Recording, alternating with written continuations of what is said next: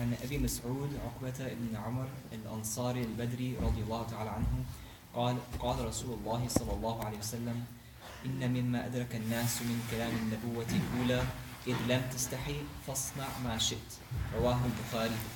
The translation is on the narration of Abu Mas'ud Uqbata ibn Umar an Ansari al-Badri, may Allah be pleased with him. He said that the Messenger of Allah sallallahu alayhi wasallam said from the words or the teachings of that the people learned from the previous prophets was if you don't have any modesty, do as you wish, do as you please.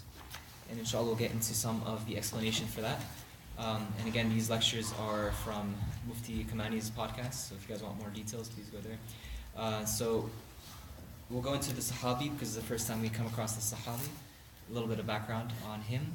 So Uqba ibn Umar al-Ansari al-Badri. So al-Ansari tells us he's from the Ansar, he's from the people of Medina. And then there's this part about him being Badri, which we'll get into inshallah. So he was obviously from Medina. He was one of the youngest Sahaba at Bay'at al-Aqaba.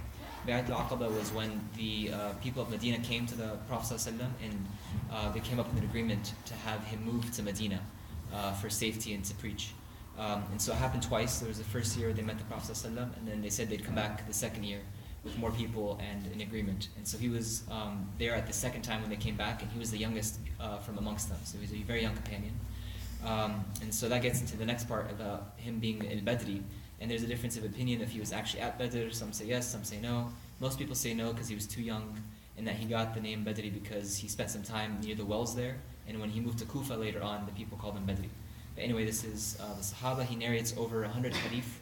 Some of them are in Bukhari and Muslim. Some famous examples of the hadith he narrates, and I'm paraphrasing here. But whoever spends money on his or her family and hopes for a reward from Allah, then it will count as sadaqah for that person. And then there's another one where the Prophet ﷺ said that each of you should try to read 1/3 of the Quran every night. And so he looked around and the Sahaba felt very overwhelmed, like how can we read 10 juz' every single night? And so then the Prophet ﷺ continued and he said, قُلْ هُوَ اللَّهُ أَحَدٌ اللَّهُ الصَّمَدُ لَمْ يَلِدْ وَلَمْ يُولَدْ وَلَمْ يَكُنْ لَهُ كُفُوًا أَحَدٌ. That is 1/3 of the Quran.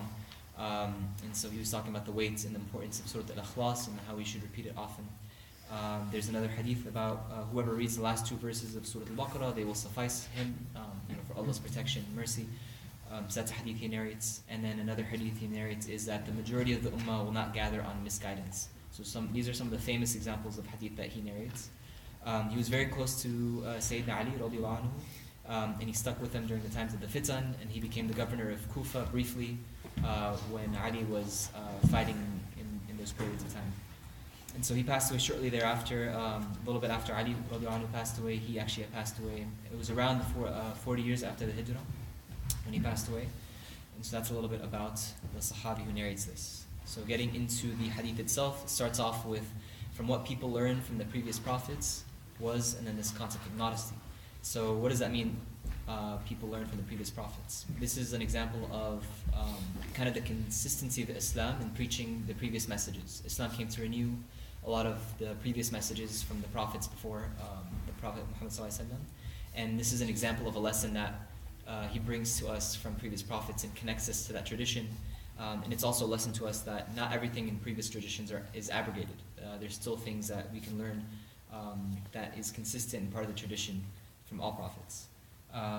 And in another narration of this hadith from Imam Malik says that it's not just this thing about modesty, it's also about, he continues by saying, and tying the hands in prayer, the right over the left one, and then also rushing iftar so that you don't delay iftar right after maghrib, you eat right away after maghrib, and delaying suhoor until the last few moments before fajr. These are all things that the prophets taught beforehand. And so that's a little bit about the connection to previous traditions. And then there's this concept of ihya, right?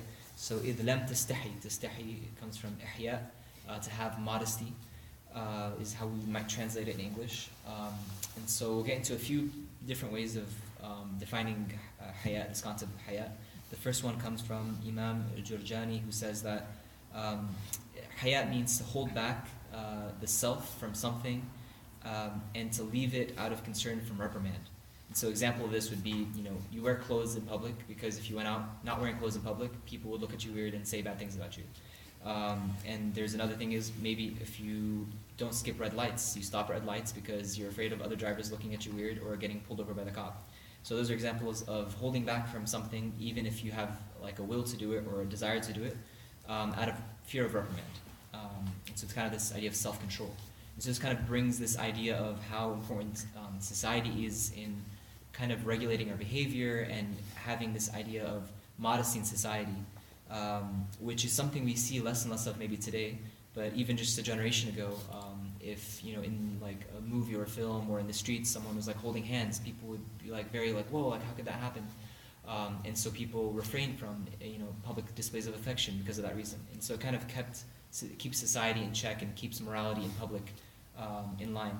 But now we're kind of having this war on modesty, and we saw it all around us. And the Prophet ﷺ even mentioned as one of the signs of the Day of Judgment, one of them that relates to modesty is that zina would be done in public without shame, and that the best of the people that day would say, get a room or hide, do it somewhere more private. And so, as the end times progresses, we're getting closer to this idea of losing modesty, which, it's very core to Islam is having this modesty. And modesty is not limited to just clothing. A lot of times we think of it modesty, and then the first thing we think of is clothing or beard or hijab or something like that. But it goes beyond just that superficial layer. That's kind of one component, but then there's also your speech, your actions, your beliefs, what you listen to, who you spend time with. All those things are part of having modesty. And there's also a time and a place for it. So it's good to be modest and humble, but there's certain circumstances or situations where it's better not to be modest or humble. Like the classic example that they give is, maybe something we don't have any experience with in our lifetimes, but like on a battlefield, one shouldn't be soft and modest and humble. You need to be like powerful and intimidating. But in the masjid or with other people, you should be humble and modest. Another good example is maybe in front of your family. You shouldn't be like proud and arrogant in front of your family. You need to be soft and modest and humble. And the other extreme of this is also that sometimes people take it to the extreme where they apply it in ways that it's not intended. So a good example of this is a lot of times you'll see people maybe prevent sisters from getting education or going to places or traveling or anything like that out of a fear for modesty. And this is kind of taking it to an extreme where it's not meant to go.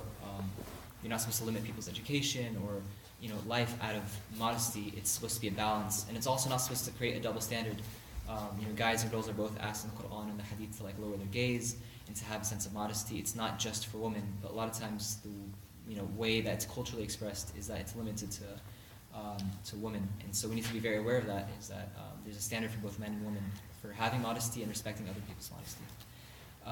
And then there's other definitions. Ibn Nufais says a very good definition. It's kind of all-encompassing, I think. He says that haya is a characteristic that encourages good and prevents evil. It's very simple. It's a characteristic that each of us have that encourages good and prevents evil. And Imam al-Nawawi quotes Imam Junayd al-Baghdadi in his Riyadh al-Salihin, and he says that haya is to focus on Allah's blessings and reflect on your weakness. And so it's to see how much Allah has given you and how great Allah is and how many shortcomings you have and your weaknesses. And the balance between those two is haya. It's having that modesty and that consciousness. And there's a lot of hadith regarding haya. We'll try to go over a few of them. The Messenger of Allah ﷺ, he said, "Inna rabbakum hayy kareem, hayy kareem." So your Lord has haya and is kareem, and so he has this sense of modesty and graciousness or generosity. And what this means is, and it's reflected in another narration, is that Allah feels shy of refusing a dua of a servant when he raises his or her hands to Allah and asks, and it's this idea of humbling ourselves like a beggar to Allah, in front of Allah. And when we ask in that situation, Allah feels shy of refusing our request. And so that's a very beautiful reflection that Allah, despite his grandiosity and his infiniteness, he still feels this sense of shyness, haya, and it shows you how lofty a lot of times maybe in our society we have this idea of power and extroversion being noble qualities, but in reality, in the eyes of Allah, like having this modesty is a very noble quality. And then there's this next part about do as you wish, and so literally what that would mean would be there's no more haram or halal, just do whatever you want. But really, it's what the statement is meant in the rhetoric of it is the idea is that it's a sarcastic statement, and you'll see this in other examples of the hadith in the Quran. In the Quran, it says, let whoever wishes believes, and whoever wishes to disbelieve, let him disbelieve. And the idea isn't that you're allowed to disbelieve if you want to, and it's okay. The idea is that we each have the freedom to choose, and then those who disbelieve will have consequences. So it doesn't free you from the consequences, but it's kind of like the sarcastic reply to people who don't have it anymore. So it's like, might as well not do anything you want if you don't have modesty. And there's other narrations. There's another one that's like, whoever drinks alcohol might as well eat pork too. So it's not saying you need to eat pork with your alcohol. It's just like, don't do alcohol because it's as bad as doing this. So it's kind of a rhetorical statement. And there's a lot of reflection on beauty and how modesty is really like the core of beauty in life, and it gives life beauty and value and sense of kind of classiness, and that is manifested in our relationships outside in public, but even with our spouses, even at home with the family, with our spouses, there should still be a level of preserved modesty to kind of just respect one another. And it's kind of like the glue that holds society together. And there's this idea also, the first tenet of Satanism, for example, is do as thou pleased. That's like the first thing that in a satanic Bible or whatever, like in their church of Satanism, they teach do whatever you please. That's like their belief, because the opposite of haya is the shaitan. Like every goal of the shaitan comes down to kind of destroying and attacking our haya. And it takes away the nobility and the respect of Bani Adam, like the humans. Abu Ayyub al-Ansari, he said that the Prophet ﷺ said that there's 4 things that are from the sunnah of the messengers, from the habits or the practices of previous messengers. The first is hayat, modesty. The second is ta'attur, which is smelling good or applying fragrance. The third is sawak, brushing your teeth. And the fourth is nikah, marriage. These are 4 sunnahs of the messengers, and the first one is modesty. Anas radiallahu anhu, he said the Prophet ﷺ said that in modesty does not enter anything without making it distasteful, and modesty does not enter anything without beautifying it. So this idea again of modesty being at the center of beauty. And there's another hadith where when it mentions, and I'm going to be paraphrasing a little bit here, but he says that Allah, whenever Allah is angry with somebody, He will take away his haya, and nobody will be happy with that person. And if He takes away his haya, He'll take away that trust of that person. And if He takes away the trust, then He'll take away the mercy from that person.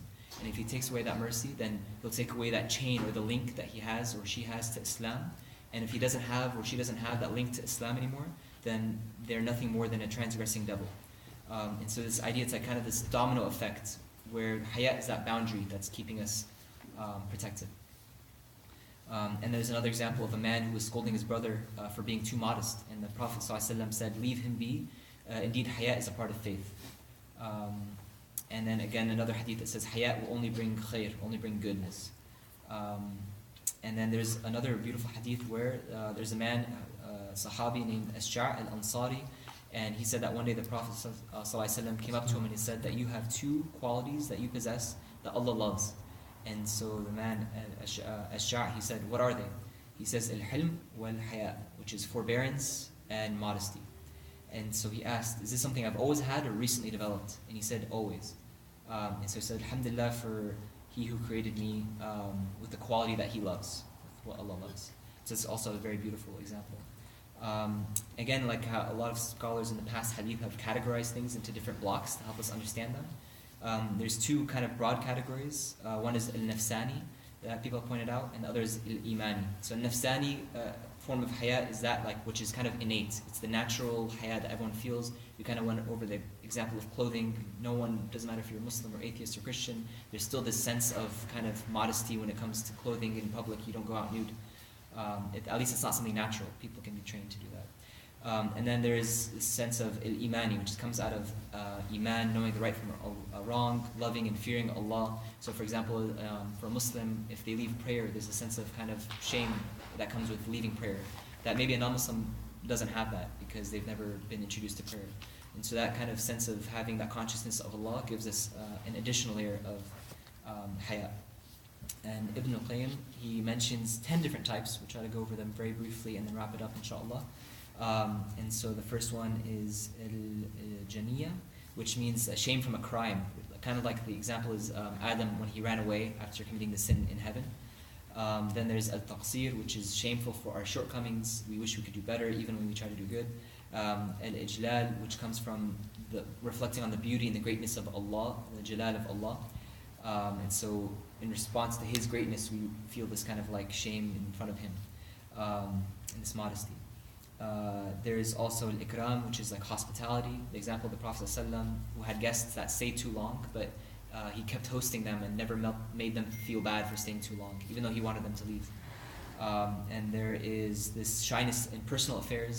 There's an example of Ali radiallahu anhu, who wanted to ask the Prophet ﷺ about a very personal issue regarding like the discharge that comes before ejaculation. And so he felt kind of shyness and shame when he wanted to ask the Prophet ﷺ about this private issue. So that's one form. There is istisghar, which is like kind of reflecting on, again, like kind of the opposite, reflecting how big Allah is. This one's like reflecting how little you are in comparison to Allah. And that gives you a sense of modesty. And then there is love, kind of like this bashfulness, where you think about something even when it's not there. There is al-ubudiyya, which is coming from a combination of love and fear. It's like when you do a good deed, but you know that you could have done it a little bit better, and so you try to work for it next time. And then, so it's not having arrogance that comes with doing good, it's kind of like this modesty that comes with doing good. And then the last one is nafsiyya, which is like integrity, which is shame from your own self. An example of that would be Uthman radiallahu anhu, who embodied some of the highest qualities of haya. So the last point is, how do we cultivate modesty in our own lives? And I feel like a lot of these hadith, it's the same advice. It's you have to be with people who have these qualities to try to embody them. That's like the best way to do it, is just be around people who do it. So create a positive influence and remove the negative influences in your life. That starts with your friends, the people you hang out with, spend time with, people you work with. And so if you spend time with people who are modest, learn how they conduct themselves and try to embody that in your life. Learn from scholars and examples from the past, from the Sahaba, from previous prophets. Learn about what made them modest and the qualities that they have, and try to implement it in your own life.